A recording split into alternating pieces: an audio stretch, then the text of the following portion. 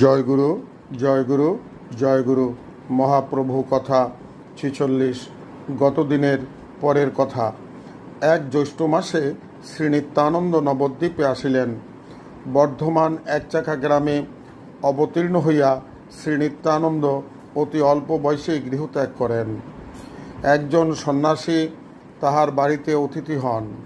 পিতামাতার নিকট হইতে শ্রী নিত্যানন্দকে ভিক্ষা করিয়া লইয়া যান।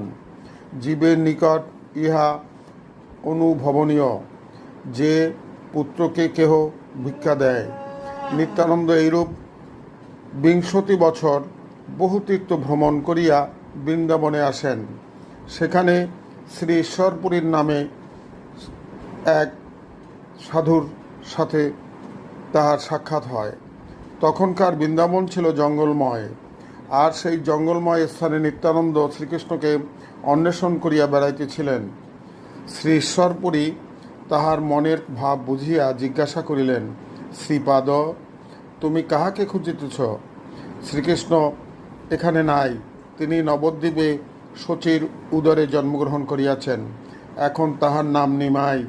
পণ্ডিত, তুমি যদি তাহাকে চাও তো সেখানে যাও। নিতাই এই কথা শোনা মাত্র তীরের মতো নবদ্বীপে চলিলেন। নবদ্বীপে যাইয়া নিমাইকে খুঁজিতে খুঁজিতে চলিলেন। শ্রীনিত্যানন্দের পূর্বাশ্রমের নাম কুবের। তাহার অনন্ত নৃত্য বলিয়া গুরুর নিকট নিত্যানন্দ নাম প্রাপ্ত হইয়াছেন।